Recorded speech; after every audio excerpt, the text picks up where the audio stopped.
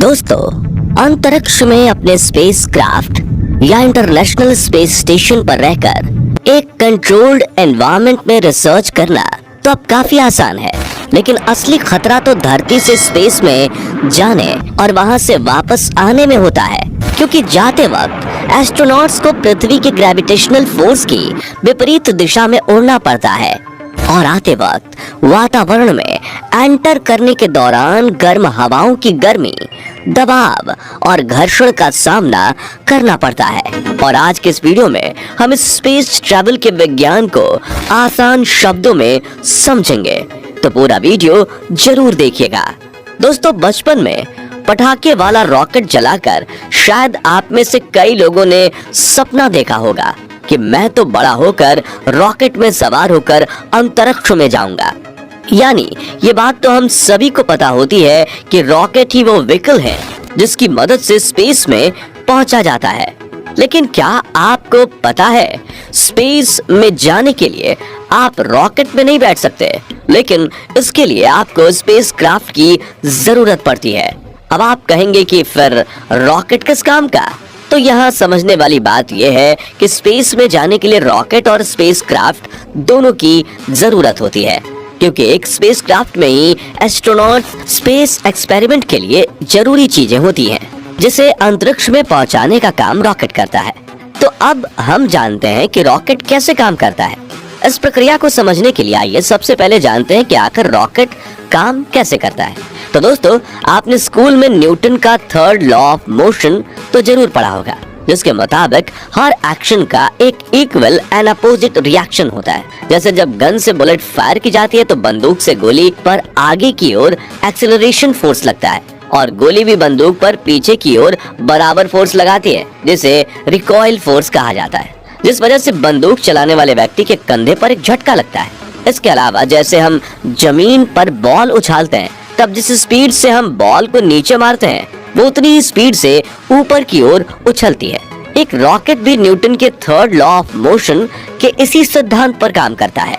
ढेर सारे ईंधन का कंबंशन से रॉकेट थ्रस्ट पैदा करता है, जिसके इस्तेमाल से वो जमीन से उठता है और पृथ्वी के गुरुत्वाकर्षण बल की विपरीत दिशा में आगे बढ़ता है। यहाँ गौर करने वाली बात यह है कि लॉन्च पैड से निकला ये गोलाकार यान रॉकेट नहीं होता, बल्कि इसके पास में लगे इन ट्विन इंजेक्शन को रॉकेट कहा जाता है, जिसका काम सिर्फ अपने पेलोड को स्पेस में पहुंचाना होता है। इस पेलोड में स्पेसक्राफ्ट में बैठे एस्ट्रोनॉट्स, सैटेलाइट या फिर साइंटिफिक इक्विपमेंट्स होते हैं। दुनिया में मौजूद हर इंजन की तरह रॉकेट को भी काम करने के लिए ईंधन की जरूरत होती है। जब ये ईंधन जलता है तब उसमें से गर्म गैस निकलती है। अपनी सीधी बनावट की वजह से रॉकेट इंजन इन गैसों को नीचे की ओर छोड़ता है, जिससे एक धक्का यानी थ्रस्ट पैदा होता है और रॉकेट हवा में उड़ने लगता है। अब आप सोच रहे होंगे कि यह धक्का कितना पावरफुल होता है, तो बता दें कि स्पेसक्राफ्ट के पास लगे ट्विन सॉलिड रॉकेट साथ मिलकर करीब 5.3 मिलियन पाउंड्स थ्रस्ट पैदा करते हैं, जो 44 मिलियन हॉर्स पावर जितना होता है। इतने पावर को उत्पन्न करने के लिए एक साथ 14,706 एक्सल डीजल लोकोमोटिव इंजन या फिर करीब 4 लाख कार्स की जरूरत पड़ेगी।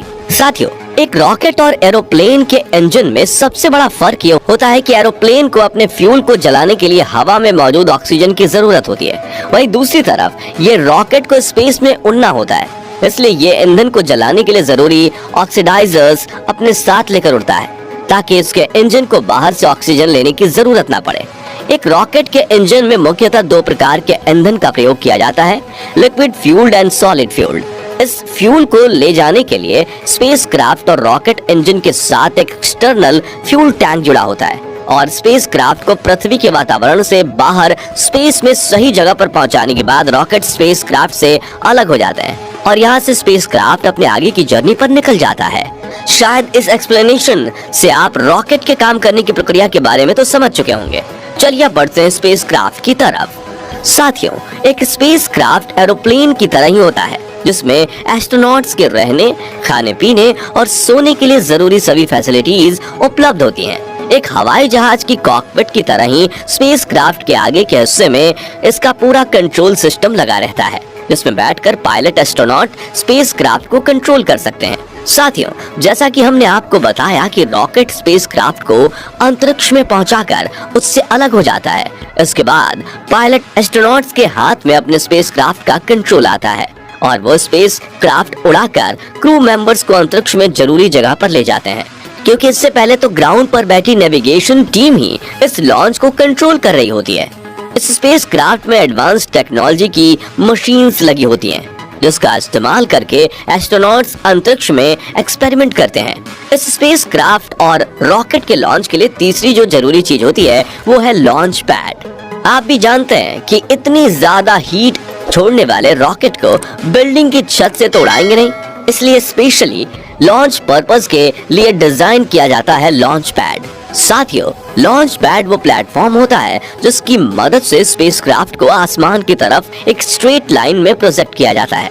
अब पेलोड जितना ज्यादा होता है, लॉन्च के स्टेजेस उतने ही ज्यादा होते हैं। इस लॉन्च पैड पर रॉकेट और स्पेसक्राफ्ट के सेटअप होने के बाद इसे नेविगेशन टीम स्पेस सेंटर में बैठकर आसानी से कंट्रोल कर सकती है। ठीक वैसे ही जैसे आपने मूवीज में कैमरे में बैठे वैज्ञानिक को लॉन्च के वक्त 5, 4, 3, 2, 1 लॉन्च कहते हुए सुना होगा। दोस्तों, अभी उतनी टेक्नोलॉजी डेवलप नहीं कर पाई कि एस्ट्रोनॉट पृथ्वी से ज्यादा दूर जा पाए, इसलिए वो पृथ्वी के आसपास ही अंतरिक्ष में अपने एक्सपेरिमेंट्स परफॉर्म करते हैं और कई बार एस्ट्रोनॉट्स के स्पेस शटल सीधा इंटरनेशनल स्पेस स्टेशन पर जाकर लैंड करते हैं, जहां पर उनके रहने, खाने पीने और सोने से लेकर एक्सपेरिमेंट के लिए मॉडर्न इक्विपमेंट्स सब कुछ मौजूद होता है। अब इस इतने बड़े स्पेस स्टेशन को बनाया कैसे गया, उसके बारे में फिर कभी बात करेंगे। फिलहाल बात करते हैं कि अंतरिक्ष में अपने टास्क पूरे करने के बाद ये एस्ट्रोनॉट्स फिर से धरती पर लौटते कैसे हैं।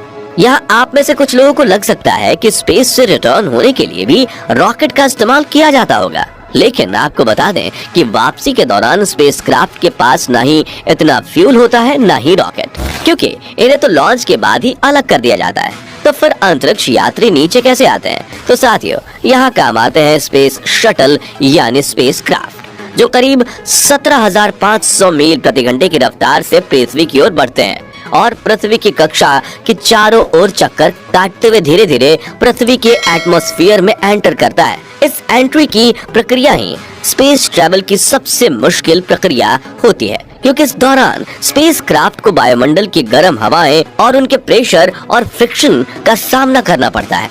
इस हीट का अंदाजा आप इसी बात से लगा सकते हैं कि अगर इस स्पेसक्राफ्ट की जगह हवाई जहाज को अंतरिक्ष से वायुमंडल में एंट्री कराई जाए तो वो चुटकियों में जलकर राख हो जाएगी। इसी हीट से बचने के लिए स्पेसक्राफ्ट की ऊपरी और निचली सतह के साथ पंखों पर भी एक खास तरह की हीट रेजिस्टेंस कोटिंग लगाई जाती है। दोस्तों, आपको ये जानकर हैरानी होगी कि 2003 में जिस कोलंबिया स्पेस शटल में कल्पना चावला और कुछ अन्य एस्ट्रोनॉट सवार होकर पृथ्वी पर आ रहे थे, लॉन्च के दौरान उसके पंख से ये हीट रेजिस्टेंस कोटिंग उखड़ गई थी, जिस वजह से वायुमंडल की गर्मी ने अंतरिक्ष यात्रियों के साथ पूरे स्पेसक्राफ्ट को ही कुछ पलों में जलाकर राख कर दिया था। साथियों, कल्पना चावला के इस हादसे के बारे में डिटेल वीडियो आप आई बटन पर क्लिक करके देख सकते हैं। खैर, जैसे जैसे ये स्पेसक्राफ्ट पृथ्वी के वातावरण में दाखिल होकर धरती की ओर बढ़ने लगता है, वैसे वैसे ये जमीन के पैरेलल उड़ने लगता है और फिर आता है लैंडिंग का समय, जो पायलट एस्ट्रोनॉट के लिए चुनौती से कम नहीं होता, क्योंकि हवाई जहाज की तरह ही स्पेसक्राफ्ट को भी एयरपोर्ट के रनवे पर ही लैंड कराया जाता है और लैंडिंग के दौरान इसके नीचे की ओर लगे पहिए खुल जाते हैं। लेकिन एक एरोप्लेन के मुकाबले स्पेसक्राफ्ट की स्पीड काफी ज्यादा होती है, इसलिए लैंडिंग के दौरान रफ्तार कम करने में मदद करने के लिए इसमें पीछे की ओर एक पैराशूट भी खुल जाता है। हालांकि अपोलो, जेमिनी, सोयूज और मर्क्यूरी जैसे कुछ स्पेसक्राफ्ट की लैंडिंग समुद्र में भी कराई गई थी, लेकिन इससे स्पेसक्राफ्ट के पानी में डूबने का खतरा बना रहता है, इसलिए अब इस तरह की लैंडिंग नहीं करवाई जाती। तो इस प्रकार आपने जाना कि अंतरिक्ष में जाने और वापस आने की प्रक्रिया में कितनी भारी चुनौतियों का सामना करना पड़ता है। खैर, स्पेसक्राफ्ट की लॉन्चिंग और लैंडिंग में से आपको कौन सी प्रोसेस सबसे ज्यादा मुश्किल लगी, कमेंट करके जरूर बताइए। तो फ्रेंड्स, आज के वीडियो के लिए बस इतना ही। अगर आपको ये वीडियो पसंद आया हो तो इसे लाइक और शेयर करें। ऐसे ही इंपॉर्टेंट और नॉलेज वाले वीडियोस के लिए इस चैनल को सब्सक्राइब जरूर करें। धन्यवाद।